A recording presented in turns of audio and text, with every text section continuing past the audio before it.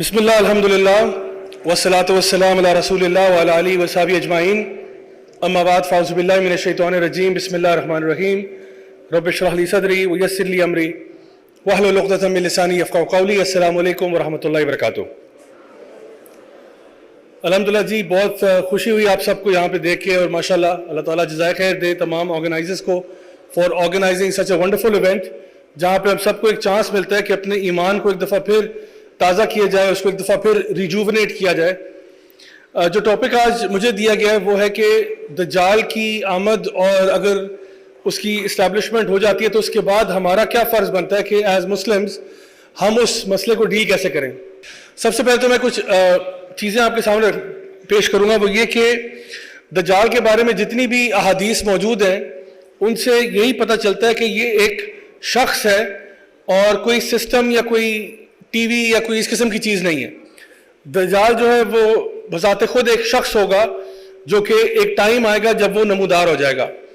اور نبی کریم صلی اللہ علیہ وسلم کی ایک حدیث کے مطابق تو آپ نے یہ کہا کہ کوئی بھی ایسا اللہ کا نبی نہیں گزرا آدم علیہ السلام سے مجھ تک جس نے اپنی قوم کو فتنۃ المسیح دجال کے بارے میں نہ بتایا ہو. اور آپ نے یہ بھی کہا کہ آدم علیہ السلام سے لے کر قیامت تک کوئی فتنہ اتنا بڑا نہیں ہوگا جتنا فتنہ مسیح دجال جو ہے وہ جتنا بڑا اس کا میگنیٹیوڈ ہوگا اتنا کسی کا بھی نہیں ہوگا.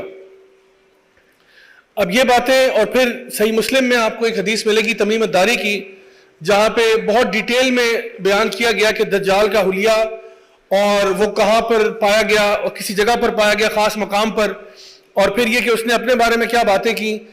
مثال کے طور پہ کہ جی میرا جو ہے وہ یہاں پہ آنا 40 دن کے برابر ہوگا.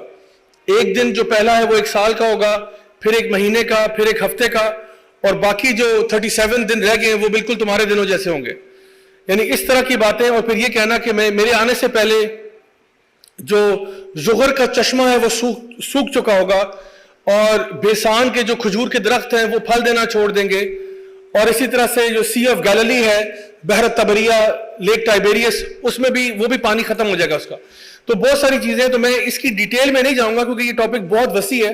میرا فوکس ہوگا ان چیزوں پر جو آج 2024 میں ہمارے ساتھ ریلیونٹ ہے, اس پہ میں بات کروں گا تاکہ ہم آگے کی بات کریں اور دیکھیں کہ ہم اگر یہ فتنہ اللہ معاف کرے آ جاتا ہے تو ہمیں اس کے اوپر کیا کرنا چاہیے. دجال کی ایک جو خاص چیز ہے جس کی وجہ سے اس کا نام بھی دجال ہے, یہ لفظ دجل سے نکلا ہے جس کا مطلب فراڈ ہے یا ڈسپشن ہے یا ایک جھوٹ ہے.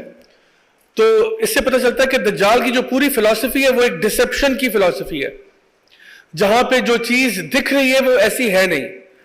اور دجل جو اصل چیز ہے, یعنی وہاں عربوں کے ہاں کیا پروسیس تھا کہ جہاں پہ جب ایک لوہا ہے جس کی کوئی خاص ورتھ نہیں ہے, اس کے اوپر اگر آپ گولڈ پلیٹنگ کر دیں تو یہ پروسیس ایک دجل کا پروسیس ہوتا تھا, کہ جہاں پہ دیکھنے میں اگر آپ دیکھیں گے تو آپ کو لگے گا کہ جیسے یہ سونا ہے, کیونکہ لوہا ہے اوپر پانی چڑھا ہوا ہے سونے کا, تو آپ کو لگے گا کہ دیکھنے میں لک اینڈ فیل میں وہ سونا لگ رہا ہے, لیکن اصل حقیقت یہ کہ وہ سونا نہیں ہے.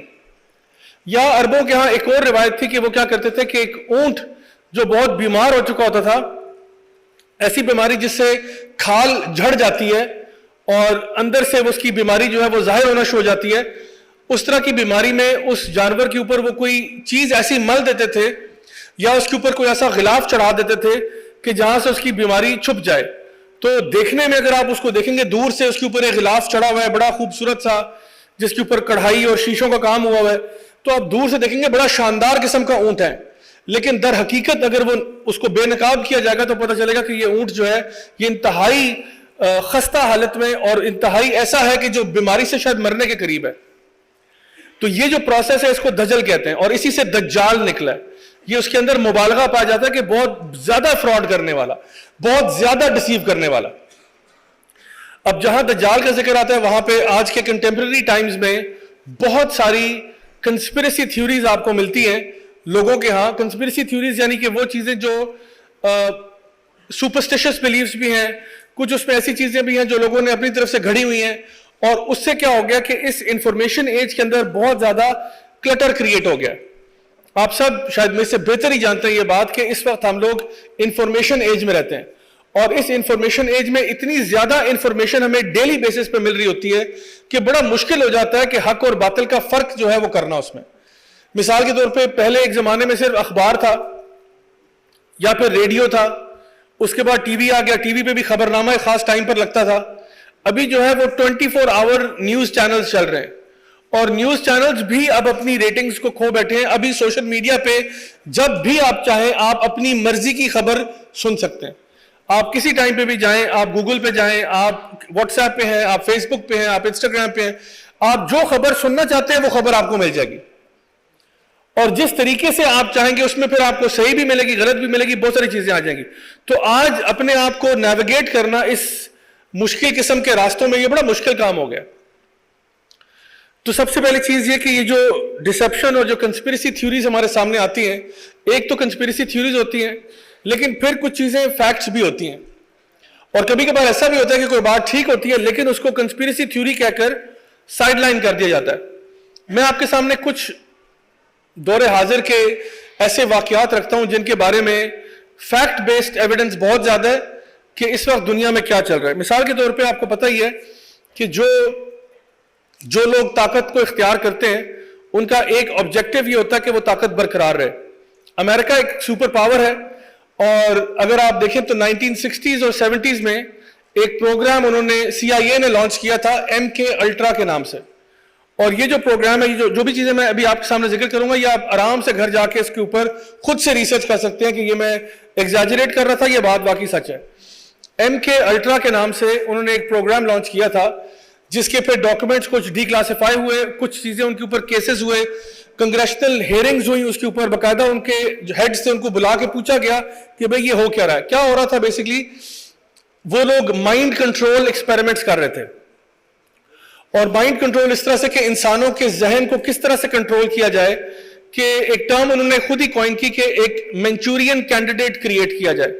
منچورین کینڈیڈیٹ بولتے ہیں بیسیکلی وہ نہیں جو کہ چائنیز چاول کھانے کا بہت شوقین آدمی ہے, بلکہ وہ شخص جو کہ CIA کا ایک آپریٹو بنے گا اپنی ول سے نہیں, یعنی ایک عام بندے کو پکڑ لیا, اس کے اوپر کچھ ایکسپیریمنٹس کیے اور پھر اس سے وہ کام کروایا جو وہ کبھی بھی اپنے صحیح شعور کے ساتھ نہ کرتا, لیکن ایک انسان کو ایک ریموٹ کنٹرول کی طرح بنا دینا. کچھ ایکسپیریمنٹس انہوں نے پہلے بیلوں پہ کیے, بیل کے اندر امپلانٹ کی کچھ چپس وغیرہ, اور اس کو وہ الیکٹرک شاکس دیتے کہ وہ اگلے بندے کو اٹیک نہ کرے, اور وہیں پہ بیل رک جاتا. پھر آہستہ آہستہ انہوں نے کیمیکل کا استعمال کرتے ہوئے LSD ڈرگز کو بہت زیادہ استعمال کیا, بہت ساری ہپنوسس تھراپیز اور کیا کچھ کر کے ایسے لوگ تیار کیے جو کہ ایٹ کمانڈ کچھ چیزیں کر سکتے ہیں. یہ تو میں آپ کو وہ چیزیں بتا رہا ہوں جو ویل ڈاکیومنٹڈ ہے, اس میں کوئی کنسپیریسی نہیں ہے کہ یہ پتہ نہیں کوئی شاید ایسا ہوا یا نہ ہوا. یہ وہ چیزیں جن کے ڈاکیومنٹس آپ کو مل جائیں گے, پورے ڈاکیومنٹس, پوری فائلز آپ کو مل جائیں گی کہ CIA جیسی انٹیلیجنس ایجنسی, موساد جیسی جو ہے نا انٹیلیجنس ایجنسیز, KGB, یہ سب کچھ نہ کچھ قسم کا مائنڈ کنٹرول ایکسپیریمنٹس کیا کرتے تھے. اسی کے ساتھ ساتھ حال ہی میں آپ لوگوں نے شاید سنا ہوگا جیفری ایپسٹین کا جو کیس سکینڈل ابھی بلو اپ ہو گیا ہے, اس نے بھی بہت ساری آپ کو عجیب و غریب چیزیں پتہ چلیں گی. کیا پتہ چلے گا آپ کو کہ جیفری ایپسٹین, خلاصہ بتا رہا ہوں آپ کو, بہت لمبی کہانی نہیں سناتا. جیفری ایپسٹین کے ابھی حال ہی میں کچھ ہفتہ 10 دن پہلے کچھ ڈاکیومنٹس کورٹ نے ریلیز کیے, 943 پیجز اس کے سکینڈل کے پیجز کورٹ نے ریلیز کیے, اور اس میں بہت سارے لوگوں کے نام ہیں جن کو جیفری ایپسٹین انٹرٹین کرتا تھا. کیسے انٹرٹین کرتا تھا, اس کا ایک اپنا آئلینڈ تھا جس کو مشہور زمانہ ایپسٹین آئلینڈ کہتے ہیں, اور ورجن آئلینڈز میں, اور اس آئلینڈ کے اوپر وہ بہت ساری قسم کی حرام قسم کی ایکٹیویٹیز جو ہیں جن کا تعلق جنسی مطلب نوعیت کا ہے, چاہے وہ چھوٹی عمر کی بچیوں کے ساتھ ہو یا بچوں کے ساتھ ہو, پیڈوفیلیا ہو, یہ اس کا پورا رنگ تھا. اور اس میں بیسکلی ایپسٹین کیا کرتا تھا, یہ بڑے بڑے دنیا کے جو لیڈرز ہیں, چاہے ان کا تعلق پالیٹکس سے ہو, چاہے ان کا تعلق ملٹری سے ہو, چاہے ان کا تعلق سائنس کی فیلڈ سے ہو, چاہے ان کا تعلق اکیڈیمیا سے ہو, چاہے ان کا تعلق ہالی ووڈ سے ہو, یا کوئی پاپ سٹارز ہو, کچھ بھی ہو, اس طرح کے لوگوں کو وہاں پر لے کے آنا اپنے آئلینڈ پہ. اپنا جہاز ہے, اپنا ہیلی کاپٹر ہے, اپنی بوٹ ہے. تو جب آپ ایپسٹین آئلینڈ پہ آتے ہیں تو آپ پوری دنیا سے کٹ آف ہو جاتے ہیں. وہاں پہ اب جو کچھ بھی ہوگا وہ ایپسٹین آئلینڈ پہ ہی رہے گا. اور پھر کرتے کیا تھا کہ اس طرح کے لوگوں کے لیے ہنی ٹریپس کریٹ کرتے تھے, وہاں پہ لا کے ان سے اس قسم کی اوٹ پٹانگ حرکتیں کرواتے, under the influence of drugs اور ادروائز اس کو ویڈیو ٹیپ کرتے, اور پھر یہ چیزیں بلیک میلنگ کے لیے استعمال ہوتی. یہ ساری چیزیں اب تو یعنی کچھ چیزیں سامنے آ گئی ہیں، تو اب آپ اس کو جتنا زیادہ اس کے اندر ڈیپ جائیں گے اتنا زیادہ آپ حیران ہوں گے کہ کیا ہماری دنیا میں ایسا بھی ہوتا ہے؟ جی ہاں، بالکل ایسا ہوتا ہے. ہم ایک ایسے دور میں رہتے ہیں جہاں پہ جب ہم اپنے سسٹم کو دیکھتے ہیں تو ہم کہتے ہیں it is rigged from the start. یہ ایک ایسا سسٹم ہے جو ڈے ون سے رگ ہوا ہے. اب CIA جیسی، موساد جیسی انٹیلیجنس ایجنسیز کیا کر رہی ہوتی ہیں؟ وہ اس طرح کے جان بوجھ کے لوگ کریٹ کرتی ہیں، ایپسٹین جیسے، جس کا سورس آف انکم آج تک ہمیں کلیئرلی معلوم نہیں ہے کہ کیا تھا. اس کے پاس اتنا پیسہ کہاں سے آیا کہ یہ اس نے پورا آئی لینڈ خرید لیا، اور پھر وہاں پہ جس لیول کے لوگ آتے تھے، بل کلنٹن وہاں آتا تھا. اچھا، اس کے علاوہ یہاں پہ پرنس اینڈرو جو رائل فیملی سے اس کا تعلق ہے، وہ وہاں پہ جاتا تھا فریکوینٹلی. اس کے علاوہ اسٹیفن ہاکنگ جیسا سائنسدان، بل گیٹس، مطلب یو نیم اٹ، اتنی وہ ڈسٹنگوش لسٹ ہے کہ آپ حیران ہوں گے کہ کس کس قسم کے لوگ اس آئی لینڈ پہ جاتے رہے اور کیا کیا ایکٹیویٹیز وہاں پہ ہوتی رہی ہیں. اب تو کوئی وسل بلوئرز آتے ہیں تو وہ بتا دیتے ہیں کہ کیا ہو رہا ہے. سنوڈن کا نام آپ نے سنا ہوگا، وہ بھی ایک بہت بڑا وسل بلوئر تھا. اس نے آپ کو بتایا کہ CIA آپ کی فونوں کو ٹیپ کیسے کر رہا ہے، کس طرح سے انڈر دا گائز آف کہ جی ہم تو پروٹیکشن کر رہے ہیں اور سیکورٹی دے رہے ہیں، اس کے نام پر آپ کی ہر چیز ٹیپڈ ہے. وہ جب چاہیں آپ کے فون کا کیمرہ آن کر لیں. اسی لیے آپ نے دیکھا ہوگا بل گیٹس اور مارک زکربرگ اور اسٹیو جاب جب وہ زندہ تھا، ان کے فونوں کے اوپر اور ان کے لیپ ٹاپ کے کیمرہ کے اوپر اسکاچ ٹیپ لگی ہوتی تھی. یہ جو کالی ٹیپ ہے نا، یہ لگی ہوتی تھی. تو آپ سوچیں کہ بھائی جو خود ٹیکنالوجی کے گرو ہیں انہوں نے بھی اپنے کیمروں کے اوپر ٹیپیں لگائی ہوئی ہیں، فزیکل ٹیپ لگائی ہوئی ہے کہ کوئی پتہ نہیں ہمارا سسٹم ہیک کر کے ہمارا ہی کیمرہ نہ آن کر دیں. So I want to tell you کہ یہ وہ باتیں جو کنسپریسی نہیں ہے، یہ وہ چیزیں جو اگر آپ تھوڑی سی بھی ریسرچ کریں گے تو یہ فیکٹس آپ کے سامنے آ جائیں گے کہ دنیا کو جو چلانے والے ممالک ہیں، جس میں سے USA نمبر 1 پہ ہے اور ان کی انٹیلیجنس ہے، اسرائیل ہے. ابھی آپ نے دیکھا ہوگا یہ جو ہے نا پیلسٹائن اور جو اسرائیل کا جو کانفلکٹ ویسے تو بہت پرانا چل رہا ہے، لیکن ریسنٹ جو اس کے اندر جو ہے نا معاملات چلے، آپ نے دیکھا ہوگا کہ ان لوگوں نے کس طرح سے انسٹاگرام پہ، فیس بک پہ، یوٹیوب پہ ویڈیوز ڈیلیٹ کی ہیں باقاعدہ طور پہ، جو کہ ایک خاص پیلسٹینین پرو پیلسٹینین کانٹینٹ تھا. اس کو ڈیلیٹ کیا، اکاؤنٹس کو اڑا دیا، شیڈو بین کیا. کیوں کیا؟ ویسے تو یہ خود کہتے ہیں ہم فریڈم آف سپیچ کی بات کرتے ہیں. اب آپ سوچیں کہ ایک چینل تھا جو کہ انسٹاگرام پہ تقریباً 5 ملین کی اس کی فالوئنگ تھی، پرو پیلسٹینین کانٹینٹ ڈالتا تھا، انہوں نے وہ چینل اڑا دیا. 5 ملین سبسکرائبرز کا مطلب ہے 5 million I balls us channel پہ آ رہے ہیں. 5 ملین آئی بالز کا مطلب ہے کہ اتنا ریونیو آپ وہاں سے جنریٹ کر سکتے ہیں. تو انسٹاگرام نے اس کا چینل اڑا کر کیا کہا؟ یہ کہا کہ ہمیں بزنس نہیں چاہیے، ہمارے ویلیوز ہمارے بزنس سے اوپر ہیں. بات سمجھ میں آ رہی ہے آپ کو؟ انہوں نے کہا کہ ہمارے جو ویلیوز ہیں نا، کہ پرو پیلسٹینین آواز نہیں آنے دیں گے، ہم اپنا بزنس لاس لے لیں گے، بزنس میں نقصان اٹھا لیں گے، تمہارا کانٹینٹ نہیں جانے دیں گے. میرا اپنا چینل یوٹیوب نے ابھی آج سے کچھ مہینے پہلے اڑا دیا. کوئی ریزن نہیں، کوئی ایکسپلینیشن نہیں، کیا وجہ بنی، کوئی سوال جواب، کوئی جواب ہی نہیں آیا. اپیل بھی کی، سب کچھ کیا. کیوں؟ کیونکہ وہ بھی یہ بات کہہ رہے ہیں کہ دیکھو تمہارے چینل سے جو بھی ہمیں ویورشپ ملتی ہے، جو بھی ہم ایڈز پش کرتے ہیں، جو بھی ہمیں اس کا ریونیو ہوتا ہے، وہ ہم سیکریفائز کرتے ہیں کیونکہ ہمارے ویلیوز زیادہ امپورٹنٹ ہیں. آج کیا مسلمان یہ کہہ سکتا ہے کہ میں بزنس نہیں کروں گا آپ سے کیونکہ میرے ویلیوز جو ہے نا وہ اوپر ہیں، میری اللہ اور اس کے رسول سے محبت اوپر ہے، میں آپ کے ساتھ اس معاملے میں تعاون نہیں کر سکتا کیونکہ میں ان پرنسپل آپ کی بات سے اگری نہیں کرتا. یہ تو وہ گورا کر رہا ہے جس کی بات میں آپ سے کر رہا ہوں، جو ویسے کہتا ہے کہ ہم سیکولر ہیں، ہمارے کوئی نظریات نہیں ہوتے، ہم تو بڑے نیوٹرل ہو کے لائف کو گزارتے ہیں. تو یہ چیزیں ہمارے سامنے آئیں ایپسٹین کیس کے بارے میں. اس کے بعد آپ دیکھیں کہ مختلف انوالومنٹ ایجنسیز کی جو رہی ہیں آج تک، مثال کے طور پہ 9/11 میں کیا ہوا تھا یہ آج تک ہمیں کلیئر نہیں ہوا.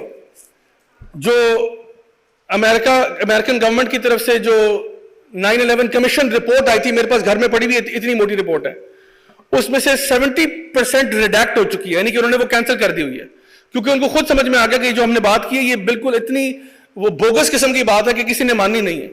70% وہ ریڈیکٹ ہو چکی ہے بیکاز the facts جو وہ بتانا چاہ رہے ہیں they are not making sense. جو باتیں انہوں نے کلیم کی ہے سمپل سی، میں آپ کو اگر 9/11 پہ کسی نے ریسرچ کرنی ہو، صرف اس سوال کا جواب ڈھونڈ لیں تو شاید مسئلہ حل ہو جائے آپ کا کہ ٹوئن ٹاورز گرے تھے، تو آپ کو پتہ ہی ہے نا ٹوئن ٹاورز گر گئے تھے، چلو وہ تو گر گئے. پینٹاگون کو کہتے ہیں جہاز لگا تھا، چلو وہ بھی مان لیتے ہیں آپ کے بعد. بلڈنگ 7 کیسے گری تھی؟ آپ کو پتہ ہے ایک بلڈنگ 7 تھی جو کہ CIA کا ایک آپریشنز کا گڑھ تھا. یہ بلڈنگ اس کو کوئی جہاز نہیں لگا, اس کے اوپر کوئی معاملہ نہیں ہوا, کوئی آگ نہیں, کچھ بھی نہیں ہوا اس کو, لیکن یہ بلڈنگ کلیپس کر گئی بالکل اسی طرح سے ڈیمولیشن سٹائل جو نا کلیپس کر جاتی ہے. شاید میرے خیال ہے شرم سے گر گئی ہوگی, کیونکہ لگا تو اس کو کچھ بھی نہیں تھا.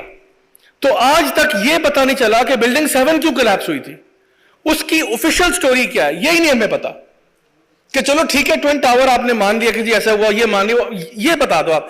یہ آپ مسئلہ حل کریں گے تو باقی سارے مسئلے خود بہت حل ہو جائیں گے آپ کے, کہ پھر ایکچولی وہ ٹاور کیسے گرے اور پینٹاگون میں کیا لگا تھا, کیونکہ کنوینئنٹلی ہر جگہ سے وہ جو فلمز ہیں وہ غائب ہو جاتی ہیں.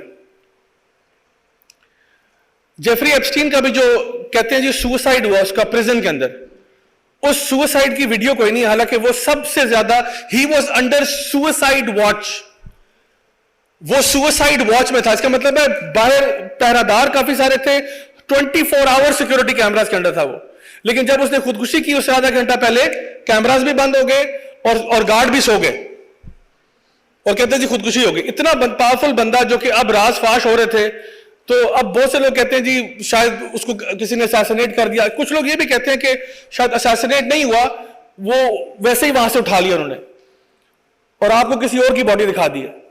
واللہ عالم اب جو بھی ہے, اب یہ ایسے معاملات ہیں کہ جن کے بارے میں اسپیکولیٹ نہیں کروں گا, میں وہ بات کروں گا جو فیکٹ ہے. فیکٹ یہ ہے کہ کہتے ہیں کہ خودکشی ہوئی ہے, آٹوپسی رپورٹ کہتی ہے خودکشی نہیں تھی, جو آفیشیل آٹوپسی رپورٹ تھی وہ کہتی ہے خودکشی نہیں تھی, اور کیمراز بھی اور بندے بھی سو گئے. سو یہ اب آپ کی ایسی باتیں ہیں جو کہ آپ کو پتہ چلتا ہے کہ کس حد تک چیزوں کو مینیپولیٹ کیا جاتا ہے. اور اس پیلسٹائن ایشو کے اوپر ایک بات تو شاید دنیا کو سمجھ میں آ گئی ہے کہ CNN and BBC are not trustworthy news sources. یہ جو لیگیسی میڈیا ہے, مین اسٹریم میڈیا ہے, اس کے بارے میں ہمیں تو خیر پہلے سے پتا تھا کہ یہ رگڈ ہے اور یہ کبھی بھی آپ کو فیئر اینڈ بیلنس نیوز نہیں دیتا, لیکن اب تو یہ بات روئے روشن کی طرح عیاں ہو چکی ہے کہ CNN بالکل بھی فیکٹس کو صحیح رپورٹ نہیں کر رہا, BBC بھی رپورٹ نہیں کر رہا, اسکائی نیوز بھی نہیں کر رہا, فاکس نیوز بھی نہیں کر رہا.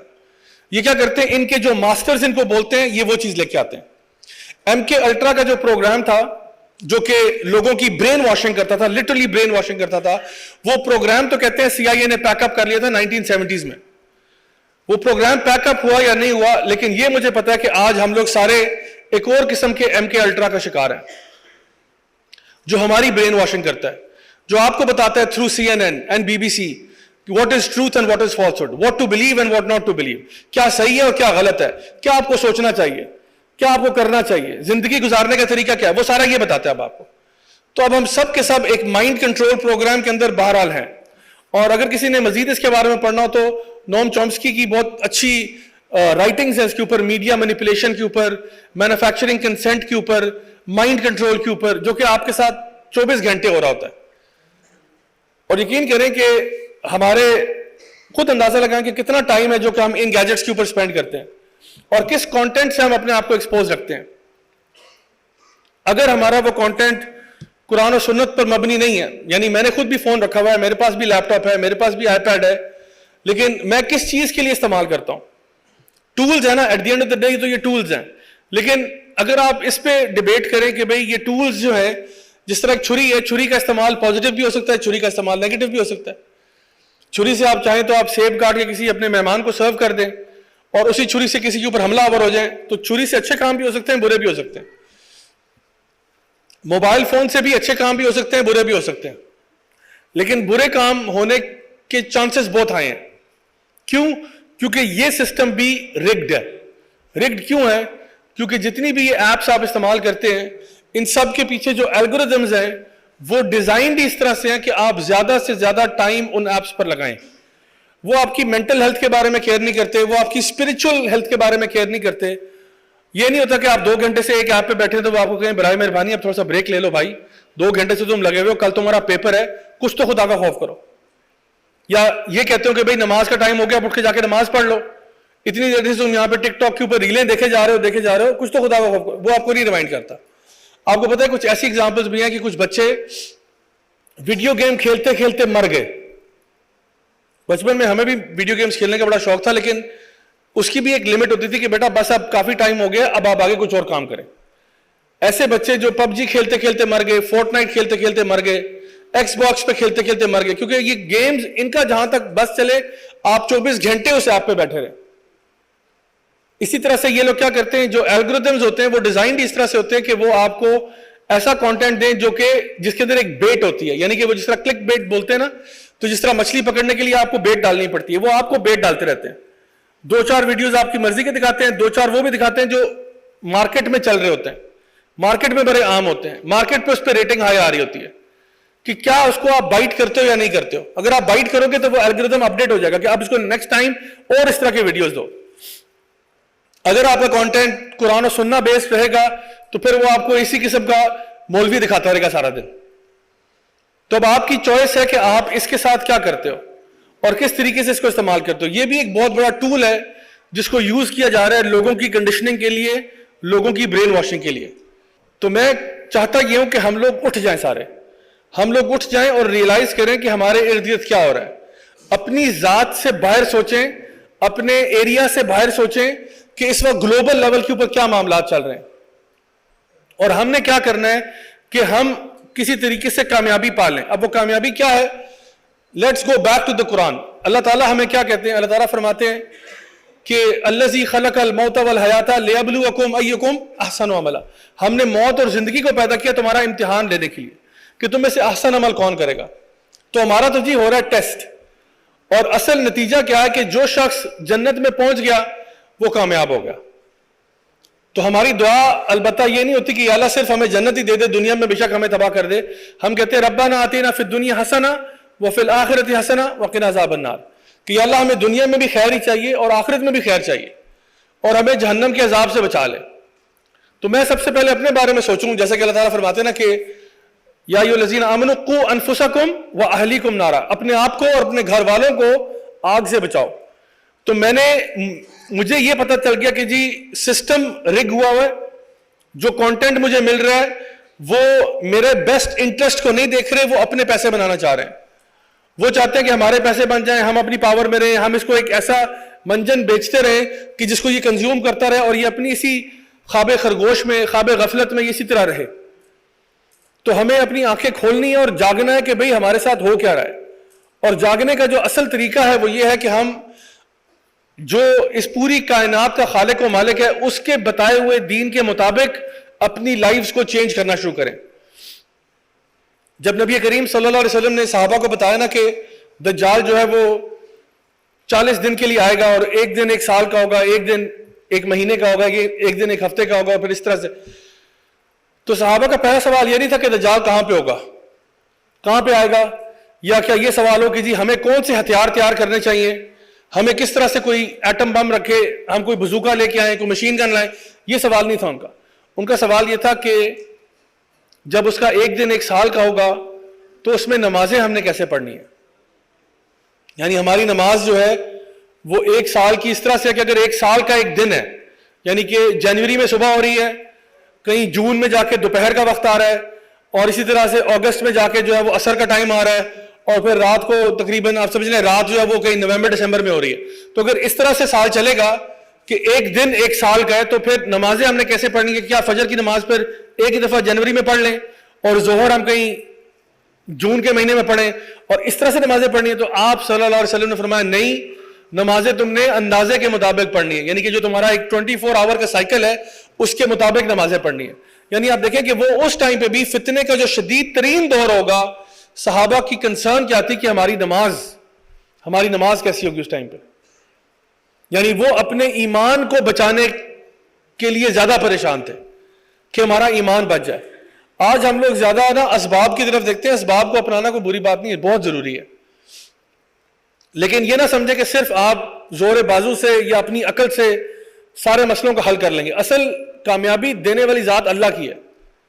ان اللہ علی کل شیء قدیر, اللہ کے قدرت میں تو قبضہ قدرت میں تو ہر شے ہے.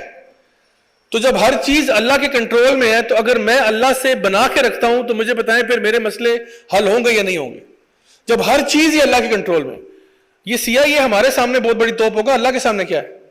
یہ موساد اپنے ہمارے سامنے ہوگا کہ جی بہت بڑی انٹیلیجنس آپریشن ہے, لیکن کچھ بھی نہیں ہے. اللہ کے سامنے کیا ہے؟ اللہ تعالیٰ چاہیں یہ سارے کے سارے کفار اور مشرکین اور منافقین اور جتنے بھی دین کے دشمن اور باغی لوگ ہیں یہ سارے اکٹھے بھی ہو جائیں اور دنیا کے ایٹم بم اور ٹینک لے کے آ جائیں, اللہ کے لیے کیا مشکل ہے؟ کن فیکون ہے.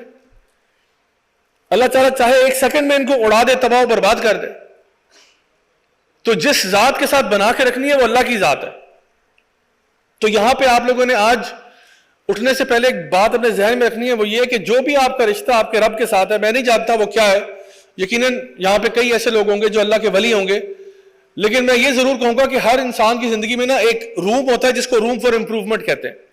میری لائف میں بھی ہے کہ میں نے بھی امپروو کرنا ہے اپنے آپ کو بہت سارے ایسپیکٹس میں، تو میں یہ فیصلہ کروں کہ میں نے اپنے آپ کو امپروو کیسے کرنا ہے، اور اس امپروومنٹ کے لیے میں اپنا جو بھی میرا رشتہ اپنے رب کے ساتھ ہے اس میں بہتری لے کے آؤں، کمی نہ کروں اس کے اندر۔ ہر انسان اپنا جائزہ خود لے کہ میرے رب سے کیا ریلیشن شپ ہے، اور میں اس میں امپروومنٹ کیسے لے کے آ سکتا ہوں، کیسے میں اس کو بہتر کر سکتا ہوں۔ اگر میں نماز نہیں پڑھتا، مجھے نماز پڑھنی چاہیے۔ اگر میں 5 وقت کی نماز پڑھتا ہوں لیکن شاید سنت اور نوافل میں غفلت دکھاتا ہوں، شاید مجھے وہ اس میں ایڈ کر لینا چاہیے۔ شاید میں اگر 5 وقت کی نماز پڑھتا ہوں، تہجد پڑھنے کی کبھی توفیق ہی نہیں ہوئی، تو مجھے تہجد کی نماز پڑھنی چاہیے۔ اگر مجھے ایسا لگتا ہے کہ شاید میرا جو ہے قرآن کی جو ہے نا تلاوت نہیں کرتا یا سمجھ کر نہیں پڑھتا، تو مجھے یہ کام کرنا چاہیے۔ اگر مجھے لگتا ہے کہ میں مال کی محبت میرے دل میں بہت زیادہ ہے، تو شاید مجھے اللہ کی راہ میں مال خرچ کرنا چاہیے۔ کوئی بھی چیز جو آپ کر سکتے ہیں، اور سب سے بڑی بات یہ کہ نہ صرف خود کرنا بلکہ اپنے گھر والوں کے ساتھ بھی یہی معاملہ کرنا، ان کو بھی اس کے اوپر ایجوکیٹ کرنا اور ٹرین کرنا۔ نبی کریم صلی اللہ علیہ وسلم نے ہمیں ایک جو اینٹی ڈوٹ دیا ہے فتنہ دجال کا، وہ سورۃ کہف ہے۔ سورۃ الکہف کے اندر پورا ہمیں وہ فریم ورک دیا ہوا ہے کہ کون کون سے فتنے آ سکتے ہیں اور کس طرح سے آپ نے اپنے آپ کو مینٹلی پریپیئر کرنا ہے۔ تو میں آج ٹائم تو نہیں ہے کہ میں آپ کو پوری ڈیٹیل بتاؤں اس کی، لیکن یہ ضرور ریکمینڈ کروں گا کہ ایز اے ہوم ورک آپ سورہ کہف کی جو تفسیر ہے اس کو ایک دفعہ ضرور گو تھرو کریں، تاکہ آپ کو پتہ چل جائے کہ کس طرح سے میں نے ان فتنوں کو ڈیل کرنا ہے۔ خاص طور پر اس کی جو پہلی 10 آیات ہیں ان کو میمورائز کرنا، یا آخری 10 آیات کو میمورائز کرنا، جمعے کے دن سورہ کہف کی باقاعدہ طور پر تلاوت کرنا، یہ وہ ساری چیزیں ہیں جو نبی کریم صلی اللہ علیہ وسلم نے ہمیں بتائی ہیں دجال کے فتنے سے بچنے کے لیے۔